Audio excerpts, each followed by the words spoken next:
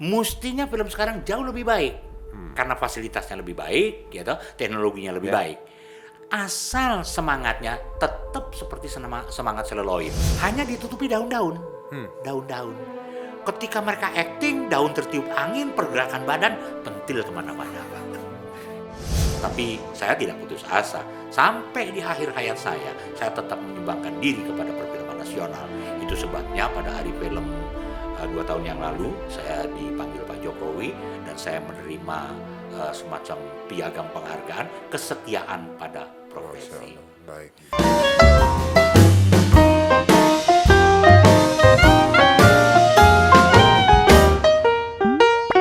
Ngejamu. Powered by Unimax Power. Oke Om Heru, ini kita di acara podcast Ngejamu nih ya. Om Heru seorang sutradara, pemegang penghargaan Citra Pariwara, pemegang penghargaan Citra juga untuk insan-insan perfilman nasional. Saya mau tanya ke Om Heru, sebagai orang yang tokoh perfilman nasional, bagaimana Om melihat perfilman Indonesia saat ini, Om Heru? Baik, oke. Saya adalah golongan pembuat film lama ya, film lama zaman era Sumanjaya, era Wim Umboh, Teguh Karya, sehingga saya masih menggunakan teknologi seluloid, teknologi lama yang memang kita tekuni ya.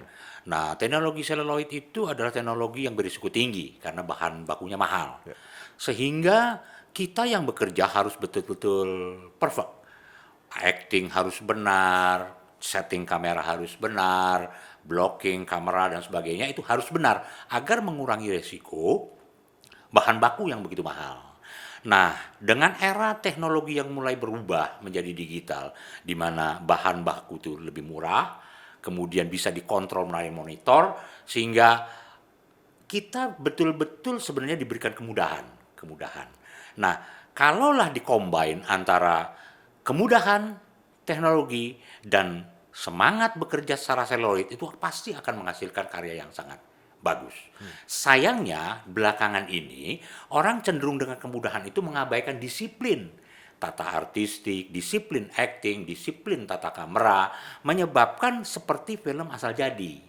Nah, kalau secara umum saya ditanyakan apakah film dahulu dan film sekarang mana yang lebih baik, jelas film sekarang lebih baik.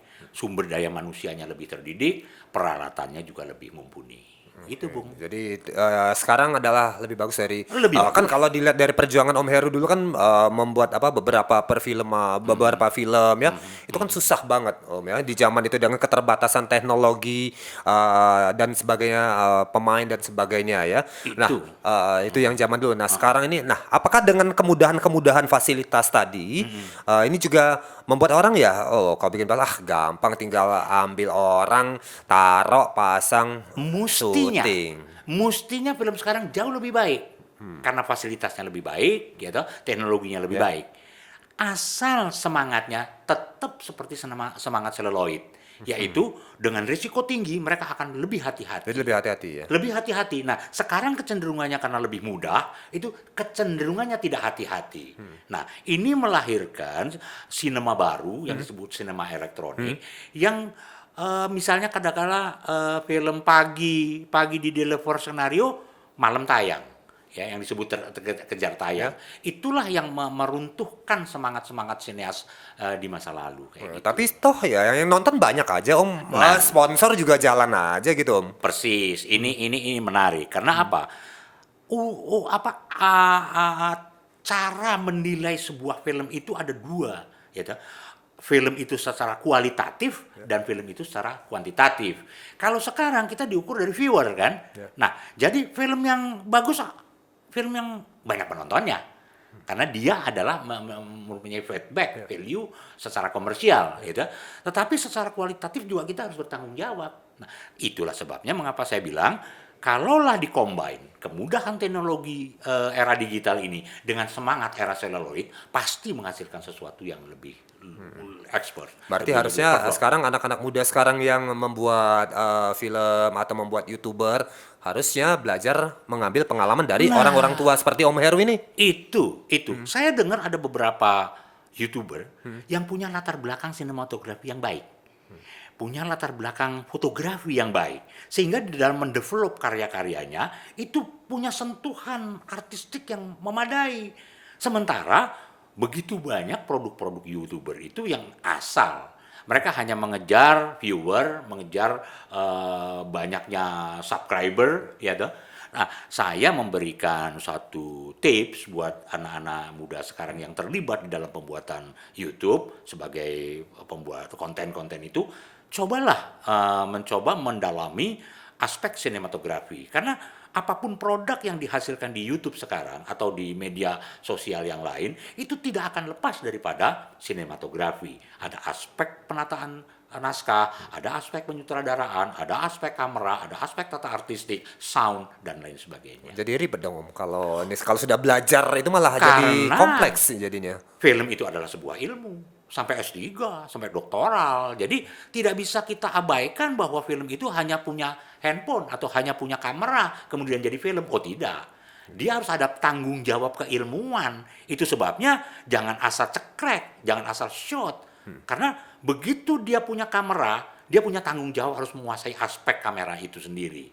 Dia harus menguasai aspek penyutradaraan, ada direction di sana. Dan itu nggak akan lepas dari penilaian kami orang-orang tua yang masih menggunakan teknologi yang sangat baku. Baik. Gitu, Bung. Oke, nah kemudian kalau dilihat dari sinetron sekarang ya tadi Om bilang soroti dari kualitas ya penyutradaraan dan sebagainya. Toh sekarang ya yang nonton juga banyak ya, penonton juga banyak, iklan juga jalan aja untuk mensponsori acara tadi ya. Ini apa sebenarnya yang terjadi di situ Om? Apakah kualitasnya biasa saja tapi ceritanya bagus atau aktingnya yang bagus atau apa di situ Om yang membuat tayangan-tayangan seperti itu banyak peminat Om? Gini. Film itu kuncinya di daya pikat ya, daya pikat. Selagi dia punya daya pikat kepada suatu era tertentu, maka dia diterima. Contoh, ketika seorang sutradara mendeliver sebuah karya Siti Nurbaya, itu meledak. Kenapa? Karena audiensnya memang pada era itu. Ya toh, melodius, ya toh, romantis, ya toh, itu nggak akan ditonton anak sekarang yang cepat, yang direct, yang klik, kan gitu ya. Nah, sekarang yang bisa ditonton orang adalah orang-orang yang bisa menjawab fenomena itu. Orang yang bisa menjawab sekali klik, begitu jelek dia cepat sekali berubah. Nah, itu yang film yang sekarang akan ditonton oleh orang adalah film yang bisa menjawab tuntutan hasrat daripada penonton masa kini. Baik. Gitu. Om Heru kan banyak terlibat dulu kan produksi film-film ya. Dulu ya ada macam-macam ya. Yang paling menarik dari pengalaman Om Heru ketika berkecimpung di dunia film tuh ketika menangani film apa Om? Masih ingat nggak Om? Aduh, saya kalau udah ditanya zaman film saya itu, kan saya banyak memproduksi Ya. film ya. Dari mulai karier saya sebagai property man, kemudian 5 film, kemudian saya naik menjadi asisten art director, kemudian menjadi art director, dan kemudian menjadi sutradara. Nah, ketika dalam perjalanan karir itu ada 2 film yang saya amat berkesan ya. Pertama, ketika saya menjadi art director dan membantu Wim Umboh ya, suaminya Paula Remokoy, itu membuat film Pengantin Pantai Biru. Syutingnya di Pelabuhan Ratu. Itu film adalah adaptasi dari Bruxelles ya, Bruxelles atau siapa, judulnya Blue Lagoon. Blue Lagoon ya. Seorang anak kecil terdampar di sebuah pulau, kemudian sampai mereka tumbuh dewasa di sebuah pulau yang ternyata ada suku primitif. Nah, saya kan jadi art director nih. Art director tuh membawahi kostum, make up, properti, dan sarana visual di dalam film itu. Kostum film primitif tuh cenderung telanjang, Pak. Cenderung telanjang. Nah, hanya ditutupi daun-daun. Daun-daun. Ketika mereka acting, daun tertiup angin, pergerakan badan, pentil kemana-mana, Pak. Itu yang paling saya terkesan. Dan itu disaksikan dengan kru dan semua yang di situ? Setidaknya ada 40 orang kru yang menonton. Dan itu kan biasa saja. Biasa itu saja, itu ya. logik saja, seperti misalnya orang berciuman, Ya. ya nempel. Masa ciuman itu pakai blue screen? Nggak mungkin, itu nempel. Oke. Dan gitu, Bung. kena itu ya? Kena, Bung. Oke. Makanya ada beberapa kasus ketika seorang membintangi sebuah film kemudian menikah, gitu. Bagaimana bergesekan 5 episode kan repot juga, Bung, gitu. Itu yang. Nah, lalu film kedua yang saya terkesan tuh adalah mendampingi seorang sutradara muda, Jimmy Atmaja almarhum, membuat film Roro Jonggrang. Wow. Roro Jonggrang. Saya kebetulan selain menekuni sinematografi, saya juga dewan pakar dari Senawangi, yaitu Sekretariat Nasional Wayang Indonesia, sehingga saya aspek kesejarahan saya kuasai dengan bagus. Nah, ketika film Roro Jonggrang dibuat, saya membangun lagi ibu kota daripada kerajaan Bokoharjo namanya.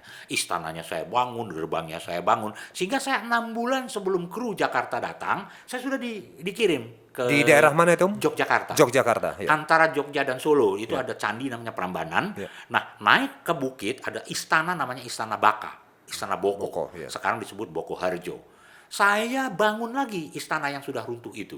Gerbangnya saya bangun dengan styrofoam ya, dengan busa putih itu, berdirilah ini. Yang menarik bukan di istananya.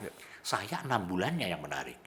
Karena kan saya in the cost di rumah Pak Dukuh tuh. Saya nyaris dikawinkan sama anaknya Pak Dukuh. Adik Pak Dukuh. Untung saya mampu menyelinap dan terhindarlah dari sebuah perkawinan. Padahal Roro Jonggrang itu. cantik itu. Alhamdulillah cantik, Bung. Ya, cuman kan saya masih terlalu muda waktu itu. Saya di film itu masih bujangan. Baik, masih bujangan. Baik, Jadi saya masih punya hak memilih dong. Oh, iya, sedap. Oke. Sadar. Baik. Nah, sebagai orang lama di dunia perfilman ya, dan juga sampai sekarang juga masih aktif memberikan Masih. pelatihan-pelatihan Pelatihan. sinematografi, Betul. ya, periklanan dan sebagainya. Betul. Kalau Om Heru lihat, kenapa sih film Indonesia sekarang ini kok nggak bisa kayak film-film Hollywood, atau kok kita malah kalah dengan Korea yang sekarang baru belakangan muncul, kok bisa digemari sedunia gitu loh? Apa yang terjadi nih, Om Heru? Ini pertanyaan yang luar biasa bagus ya. Ini pertanyaan orang cerdas ini. Terima kasih, Om Heru.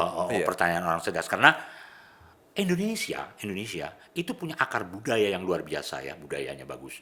Tetapi kan ada infrastruktur yang menopang itu. Ya, ada infrastruktur. Film tidak bisa berdiri sendiri. Udah dengan upaya susah payah didirikanlah KFT, Karyawan Film dan Televisi Indonesia. Berdirilah Parvi. Ada 7 soko guru perfilman Indonesia untuk menopang ini. Tetapi kan dia harus kawin dengan kenyataan. Ada komersialisasi bahwa film itu bukan saja produk budaya, tapi juga produk ekonomi. Maka infrastruktur ini tidak terbangun. Belum terbangun. Nah, Sekian lama nih sudah? Sekian lama, Om? Sekian lama itu bukan saya menyalahkan pemerintah. Pemerintah mungkin prioritasnya masih pada pengaspalan jalan, pengadaan garam, gitu. Sehingga tentang budaya wayang, budaya film mungkin pada prioritas ke 3.780 mungkin. Ya, sementara kalau kita mau menyentuh buku pendidikan, mungkin buku Taman Kanak-kanak dulu, bukan buku wayang yang saya develop dan kemudian saya cetak dengan susah payah. Begitu juga dengan film. Jadi infrastruktur ini belum terbangun di Indonesia. Sementara di Korea itu sudah jadi industri, Pak. Ada menterinya sendiri. Di Hollywood ada area yang dibangun khusus untuk pembuatan film. Jadi sungguh sedih kita. Tapi saya tidak putus asa. Sampai di akhir hayat saya tetap menyumbangkan diri kepada perfilman nasional. Itu sebabnya pada hari film 2 tahun yang lalu, saya dipanggil Pak Jokowi dan saya menerima semacam piagam penghargaan kesetiaan pada profesi. Baik. Jadi apapun yang kondisi perfilm sekarang, carut marutnya dengan berbagai lika-likunya, Saya tetap berada di perfilman Indonesia. tetap di perfilman ya. Walaupun masih jauh agaknya untuk bisa menyaingi dengan perfilman Korea, Amerika, bahkan India. Apalagi kalau kita tidak mengusahakannya, kita akan terus dan saya akan menemaninya. Baik, Om Heru, ini walaupun masih terasa jauh ya dari untuk mengejar perfilman Korea, Hollywood atau Bollywood dan sebagainya, tapi kan kita ingat, Om, kayak beberapa waktu ini seorang pemuda Iko Uwais, bagaimana beliau mengangkat tentang silat ya lewat filmnya Merantau 1, Merantau 2. Disusul lagi Joe Taslim ya dengan kemarin masih bersama Iko Uwais dengan The Raid ya. The Raid. Dan ini bagaimana? Ini kan sudah masuk tembus ke pasar internasional juga nih, Om. Ya, jadi ada 3 karakteristik film Indonesia itu ya, yang main di lokal. Ya. yang di lokal ini terbagi dua, ada yang di bioskop dan ada yang di sinetron, di sinema elektronik, dan sekarang mulai ada di YouTube ya, di medsos. Kemudian ada karakteristik film yang festival, ya kita sebut nama-nama Garin, ya toh, nama-nama Joko itu kemudian Anwar. beberapa teman kita Ya, yang berhasil meraih beberapa penghargaan internasional dan film-film yang memang beredar dan diproduksi di luar negeri semacam Raid dan sebagainya. Karakter inilah akibat dari suatu kebutuhan pasar sebenarnya. Yang film yang main di lokal itu hanya karena sumber dayanya hanya dari sponsor. Misalnya katakanlah film sinetron, ya, sinema elektronik, dia hanya pendapatannya dari sponsor. Sponsor harus dibagi dua untuk pemilik televisi dan pembuat filmnya. Jadi kecil banget budgetnya untuk itu. Jadi jangan harap film-film jenis sinetron ini dengan budget yang sebegitu rupa untuk masuk ke dalam festival. Tetapi produser-produser Indonesia sangat bijak bahwa untuk membuat misalnya katakanlah 10 main lokal, dia ada satu yang dia biayai dengan sungguh-sungguh dan memilih sutradara yang tepat, dia main di internasional, artinya di festival. Maka pola subsidi silang ini pernah dilakukan oleh teman saya namanya Ferry Anggriawan, produser Virgo Putra Film. Itu dia membuat 10 film dan satu film yang memang jagoan untuk ke festival. Nah, soal yang film The Raid dan film-filmnya Eko Uwais itu memang itu fenomena baru. Mereka bekerja sama dengan lembaga film internasional dan mereka punya pasar yang di-develop untuk internasional. Jadi ada 3 karakteristik film Indonesia. Baik Om, kemudian penggunaan teknologi seperti CGI dan sebagainya untuk perfilman Indonesia ya atau sinetron, bagaimana kacamata Om melihat hal itu Om? Ya, begini. Film-film yang menggunakan teknologi tinggi itu berbudget tinggi. Nah, sementara tadi sudah saya katakan bahwa Indonesia main lokal karena memang hanya mengandalkan sponsor. Nah, dengan budget yang rendah itu, mustahil kita bisa menggunakan teknologi-teknologi mutakhir semacam itu. Maka beruntunglah ketika Indonesia bisa bekerja sama dengan lembaga film internasional, bisa melakukan rate dan sebagainya. Gitu menurut saya. Oke. Ya. Saya lanjut pertanyaan saya yang terakhir Om. Ya. Dalam pembuatan sebuah film, terutama Hollywood ya, unsur seks ya sering diangkat masuk dalam sebagai bumbu katanya. Bagaimana kalau yang sebagai orang lama melihat hal ini? Apakah tidak ada unsur lain sih yang bisa menarik selain unsur seks, ciuman, kemudian bergelut di atas ranjang dan sebagainya itu? Oke. Film sebagai produk budaya yang sangat populer, audiensnya adalah orang yang beragam. Itu. Maka para teknokrat film, para pemikir film merancanglah satu tontonan atau teori bagaimana membuat film yang menarik. Secara purba, manusia itu yang paling menarik adalah kehidupan seksual, kehidupan tentang dirinya, tubuhnya, Maka dengan pendekatan itu orang tidak mau berisiko mengambil tema untuk nanti akan rugi. Maka diurutkanlah tema seks itu, terutama di Indonesia, itu menjadi tema yang paling utama. Tema horor, tema pembunuhan, tema binatang berbisa. Itu ada range-nya di dalam perfilman. Dan seks merupakan daya pikat yang utama bagi makhluk purba semacam manusia ini.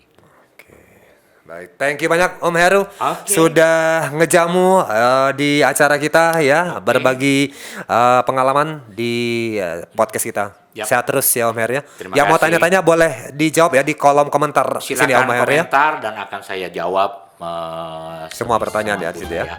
Oke, thank you banyak Om Heru. Terima kasih.